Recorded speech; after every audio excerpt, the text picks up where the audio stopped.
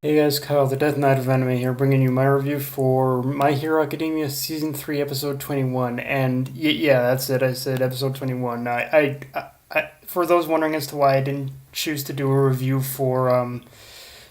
I didn't choose to do a review for the last week's episode, it's pretty much because I knew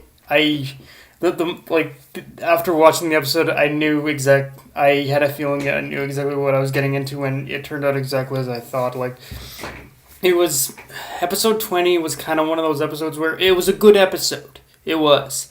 It definitely had a good lesson. It definitely had a good lesson in terms of in terms about teamwork and heroism and whatnot. But the thing about about last episode, however, is that it was basically just one big promotional ad and prologue for the movie. And like I'll be honest, I haven't seen the movie yet, but it's also one of those things where it's I it was that's from all it served. It was and it just served as a prologue for the movie. And honestly, even knowing that, it should get me hyped. But I think just the placement of last week's episode just felt really fucking odd to me. It did. It was probably one of the weirdest places for episode to be, especially considering from basically what we know that the from what we know that the pretty much the movie itself takes place between even before season 3 starts. So yeah, it's I don't know. It was a weird episode for me. Let's just put it that way. It was a good episode, but also a weird one too. Um and and okay, I know I'm kind of delaying the review itself a bit. But before I even get into the review itself as well, there's one other thing I'd like to address, which is I've been kind of putting this off too for a bit, and which is I want to talk about the poor stigma that this arc gets as being the start of the series' supposed decline post All for One fight. And here's the thing, I will admit that this arc is probably I will admit, as far as as the stuff that happens after the All for One fight, this arc is indeed the weakest. But through it all, we still have to remember one thing: My Hero Academia is Izuku's story. It's about his journey towards becoming a hero that surpasses All Might, and the encounters along the way that influence that growth. So whether you like it or not, both the stuff revolving around UA and the slow but gradual progression of Izuku mastering All for One is kind of part of that overall story. It's basically a thing where we pretty much we have to learn that we have to be. It's one of those things where I'm saying you guys have to be just a little bit patient. It's again the whole thing revolving like this. The whole theme of being revolved around UA and the students and whatnot, it's part of the whole academia part of it. So it's something we just gotta get used to, unfortunately. Um, but yeah, so yeah, if you haven't come, if you're expecting something different after the One for All fight, then yeah, I'd look at the title again, guys. Now, now that that's out of the way, it's now with that out of the way, it's funny to think how looking back on this episode as a whole, like there's a lot that kind of that from previous episodes kind of plays into this one, and it's funny how little details about this episode and what we learn in previous episodes really give us an idea of who's gonna fail and who's gonna pass, even if they did cock tease us by ending the episode before the results were fully revealed. Because this just from watching this episode, you can pretty much tell or get an idea as to who's probably gonna pass and who's probably gonna fail. I mean, I think right off the bat, I mean, it's obvious for that one of the people obviously gonna fail is Bakugo, and because the thing about Bakugo failing is that whether you like him or not, his biggest flaw is that he just doesn't have the temperament to save people. Like you pretty much saw it when he was trying when he was yelling at those HUC people. Like, yeah, he definitely is. He's a cool character and he has a lot of development going for him. But at the end of the day, he's also the kind of character who has who really only believes in one single, who really only has a very interest, because not necessarily a very strict viewpoint, but he has a very limited viewpoint on what heroes should do. And I think unconsciously to him, whether he knows it or not, he kind of sees saving civilians almost as a little tedium. So I think to him that's definitely one thing is going to be a focal point of development for him after this, I think.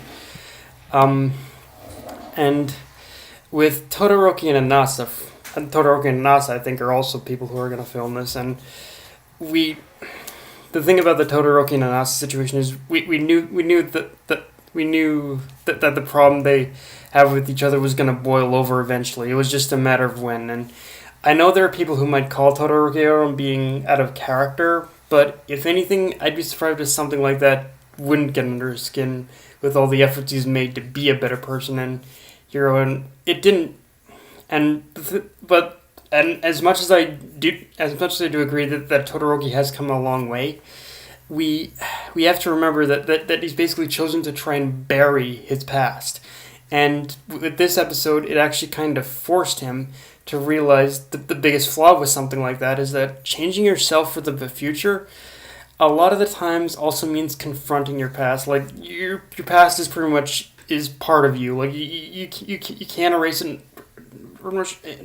It doesn't matter how hard you try. Erasing your past is going to be impossible to do. It's something that's a part of you. So all you can do is just kind of face it head on and say, okay, the past. Okay, I do admit there are mistakes I've made in the past.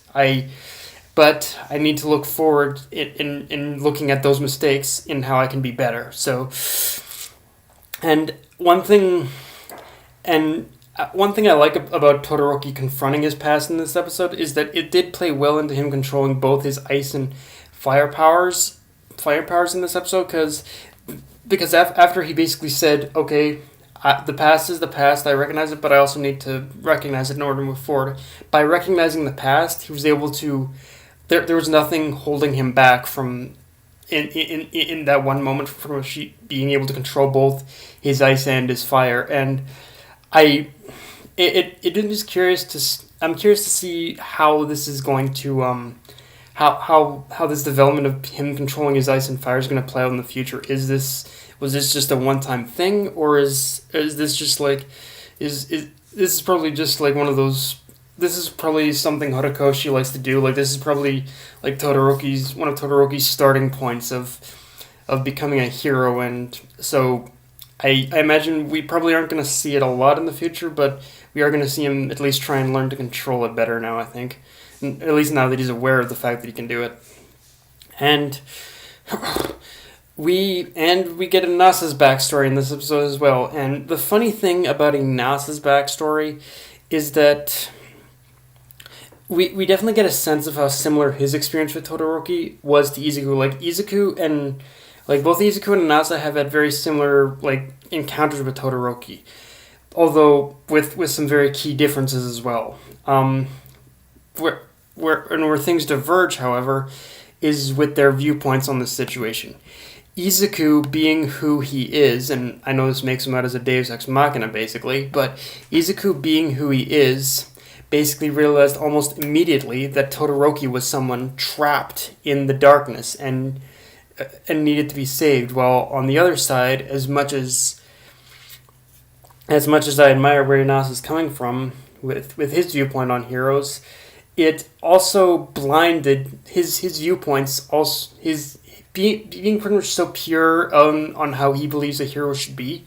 It blinded him to not recognizing when someone like Todoroki is actually needed to be saved. And Inasa, the thing is, again, Inasa could have been the one in order to save Todoroki, if he was just patient and not as assumptive. But because he was, Izuku was the one who ended up saving Todoroki in the end. Izuku did what Inasa, I guess, couldn't, and Izuku did what Inasa couldn't, and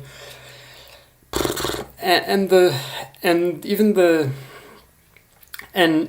thing is, it really kind of boils down to actions. Like, what exactly did the actions and what they did, pretty much all because of Izuku's actions is what made what happened to Todoroki's change possible to begin with. But because of Inasa's inaction, he wasn't able to change Todoroki at all. At least until this very moment, I guess. And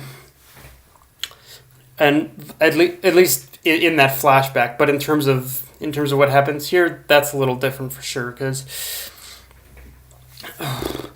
however, like I said, it is interesting how even though Inasa even though Inasa kind of failed to help Todoroki in the past, he actually ended up helping Todoroki now. And what's even funnier too about this is that it wasn't just Todoroki who got the development, but Inasa did get the development and it does say something when Inasa openly admits that for as much as he hates Todoroki in Endeavor, he also had room to, in the heat of the moment, to admit that, yeah, he's become what he hated. And I really like how this episode really balanced both their development while also still giving them that moment where they own up to their bullshit and their mistakes, eventually culminating them like teaming up with that fire wind tornado.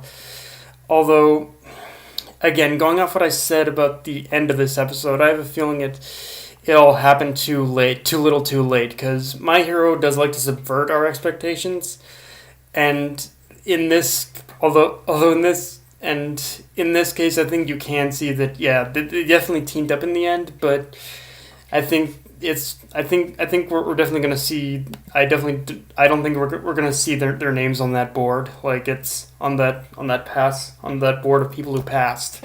I'm pretty sure they failed along with possibly Bakugo as well, like very probably Bakugo.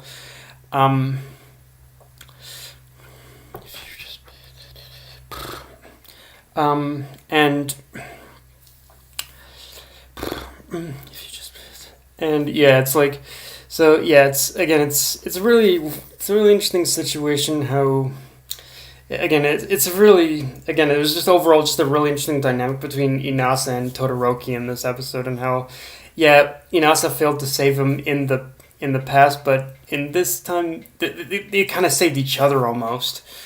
Now, one thing I really liked about this episode is the scene of everyone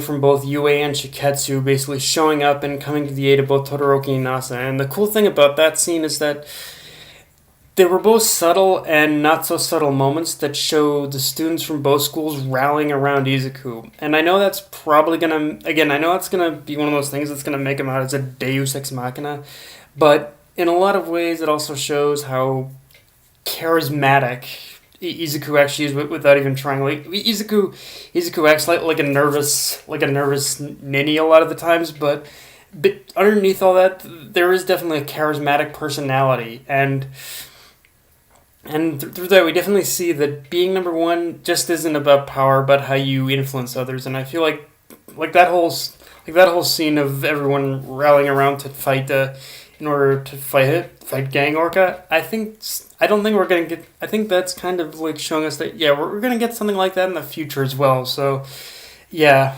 but yeah, guys, overall this was a really good episode. Again, it was very much focused on Inasa and Todoroki, and it was just them with kind of coming to terms with with their past and just and fixing their mistakes. So yeah, it was just a really good self-contained episode in that sense. But yeah, just tell me what you guys think of this episode. If you enjoyed the video, like, comment, subscribe, follow me on Twitter and Facebook. Death Knight of Anime, signing off. Later, guys.